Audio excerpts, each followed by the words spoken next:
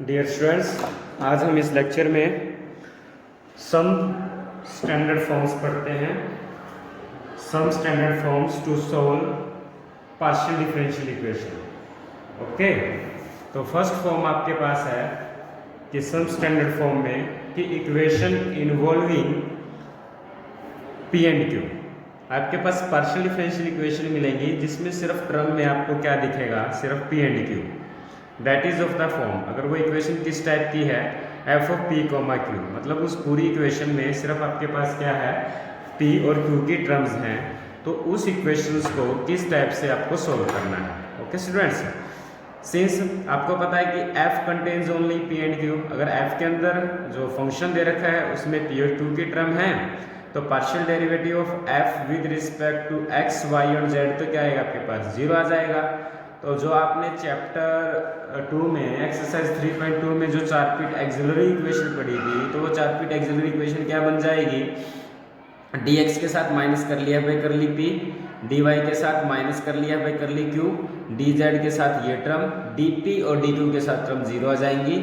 ये टर्म, ये चार पीट एक्सिलरी इक्वेशन इस फॉर्म में किसकी वजह से आई, कर लिया बाई कर ली x 0 हो गया है, कर लिया बाई कर ली y एंड कर ली a बाई कर ली z भी 0 बन गया है, इसलिए एक्सिलरी चार पीट इक्वेशन आपके पास ये बनती है।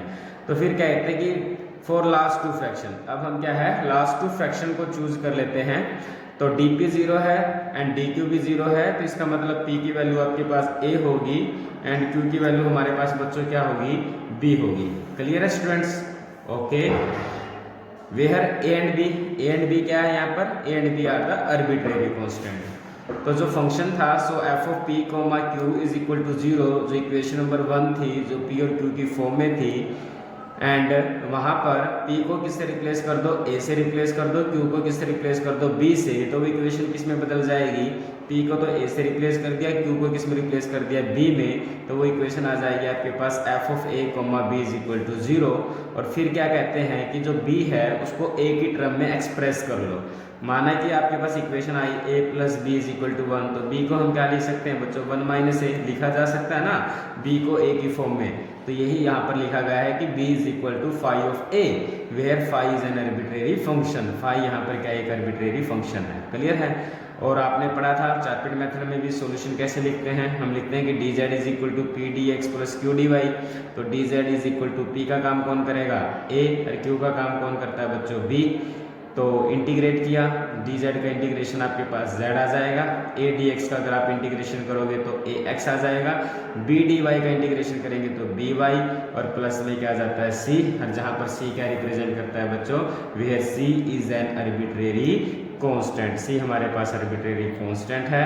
और अगर हम b को किससे रिप्लेस कर दें, अभी ऊपर हमने लिखा था b क्या है, b is the function of a, तो z आपके पास क्या फॉर्म ले लेगा, z is equal to ax plus phi of a into में y प्लस में c, where a and phi of a is equal to 0, f of a phi of a, मतलब phi of a मतलब b, f of a comma b is equal to 0, that equation z is equal to ax plus by plus c, या z is equal to ax plus phi of a into y plus c is called the complete integral of equation 1। वो complete integral equation 1 का होगा जहाँ पर a and c आपके पास क्या है बच्चों, आर्बिट्रेरी कांस्टेंट है। समझ में आया? अगर आपके पास कोई इक्वेशन दे रखी है बच्चों किस टाइप से, जिसमें p और q की टर्म में है, तो क्या करना है, उसका आप कंप्लीट इंटीग्रल सॉल्यूशन क्या मानोगे, z is equal to ax plus by plus c मान लेंगे, जहाँ पर a का काम a किसके लिए यूज किया गया है, p के लिए, और b किसके लिए यूज किया गया है, q के लिए। ठीक है, अब हम इसी टाइप की इक्वेशन के जनरल सॉल्यूशन के बारे में डिस्कस करते हैं। ठीक है, now we discuss the general solution of that standard equation. What is the general solution of that equation? अगर कहते हैं कि let c is equal to phi of a, अभी जो आपने डिस्कस किया था कि z is equal to ax plus b, ax plus phi of a y plus c, अगर ये कहें कि c को भी अगर a का फंक्शन मान लिया जाए, लेट कर लेते हैं c is equal to psi of a, where psi is an arbitrary function, तो देन फ्रॉम इक्वेशन नंबर 2 जो कंप्लीट सॉल्यूशन था वो इक्वेशन किस में बदल जाएगी बच्चों? वो इक्वेशन आपके पास क्या थी? अपने पास इक्वेशन थी z is equal to A x plus five of a into Y plus c. तो इसको राइट से लेफ्ट हैंड साइड ले आएंगे तो ये बन जाएगा z माइनस ए एक्स माइनस फाइव ए वाई, और c को क्या रिप्लेस कर दिया है? साई ऑफ a से, तो माइनस में psi of a is equal to 0। तो the general solution can be obtained, ये कहता है कि अगर इस टाइप से इक्वेशन को बदल लेते हैं तो फिर जनरल सॉल्यूशन कैसे मिलेगा हमें? कि general solution can be obtained by eliminating a, एक तो इस इक्वेशन में से और एक इसका derivative with respect to a करें, f इज इक्वल टू 0 का मतलब है इक्वेशन नंबर 3 से। अब इसको डिफ्रेंशिएट किया विद रिस्पेक्ट टू a, तो वी हैव कर ली f बाई कर ली a इज इक्वल टू 0, तो a को एलिमिनेट करेंगे फ्रॉम दिस इक्वेशन, f कर लिया f बाई कर लिए क्या आ जाएगा आपके पास? इसका derivative with respect to a करेंगे 0, माइनस x के हिसाब से with respect to a derivative कर रहे हैं तो माइनस x आ जाएगा, derivative of that term with respect to a, derivative of that term with respect to a। Now eliminating a from equation number 3 and 4 we get the general solution. Eliminating a from equation number 3 and 4 we can obtain the general solution of the equation number 1। clear है students? Now we discuss the singular solution। अब हम singular solution के बारे में पढ़ेंगे इस type की standard equation के लिए। द कंप्लीट सॉल्यूशन अभी आपने फर्स्ट पार्ट में निकाला था। कंप्लीट सॉल्यूशन क्या था आपके पास? z इज इक्वल टू था a x plus B Y plus c, a x b को फाइव ऑफ ए माना है minus c left hand side में ले आए, तो ये आपके पास complete solution of equation number 1 है। ये कहता है कि इस इक्वेशन को डिफरेंशिएट कर दो with respect to a and c. एक तो ये इक्वेशन है f is equal to 0 given equation है, that is equation is f is equal to 0। इसको डेरिवेटिव कर दिया विद रिस्पेक्ट टू a, फिर इसी का derivative with respect to c करते हैं। ठीक है, इन इक्वेशनों के डेरिवेटिव करने के बाद हमारा टारगेट होता है to eliminate the a and c from this equation.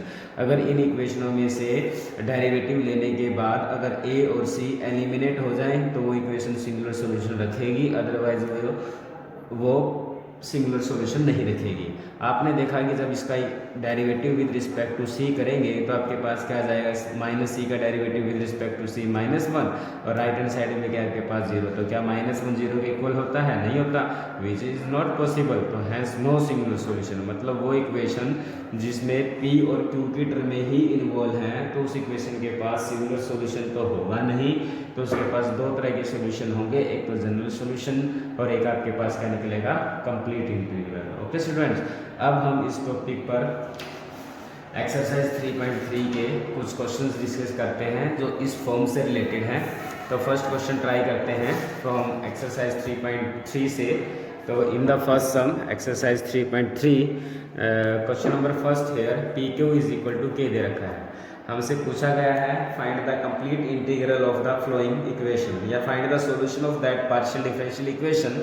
हमने देखा कि इस इक्वेशन में p और q की टर्में हैं, तो इसका मतलब ये स्टैंडर्ड फॉर्म है, स्टैंडर्ड फॉर्म है f of p comma q type की।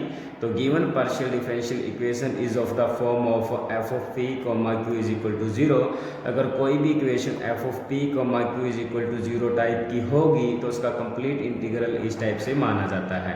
तो हमने मान लिया कि complete integral of given equation is given by z is equal to A x plus B Y plus में c, जहाँ पर a का काम कौन करता है? p, और जहाँ पर b का काम कौन करता है? q। तो putting p is equal to a and q is equal to b in equation number 1 जो गिवन इक्वेशन है इसके अंदर हम क्या कर देते हैं बच्चों? पुट कर देते हैं। तो a b is equal to k, और फिर हमारा टारगेट होता है कि b की value in term of a निकाल लो। तो हमारे पास जो complete integral solution of given partial differential equation है वो बन जाता है बच्चों z is equal to A x plus B Y. B का काम कौन करेगा? k बाई ए और प्लस में c। ओके, अब हम इस इक्वेशन का बच्चों जनरल सॉल्यूशन निकालने की कोशिश करते हैं। और जनरल सॉल्यूशन के लिए आपको क्या बताया था कि c को आप साई ऑफ ए मान लो, मान लिया c को साई ऑफ ए मान लिया। इस इक्वेशन को डिफरेंशिएट कर दो with respect to a, differentiate किया, z का derivative with respect to a 0, a x का derivative with respect to A x, k by a का derivative with respect to a minus k by a square by psi of a का derivative with respect to a psi dash a।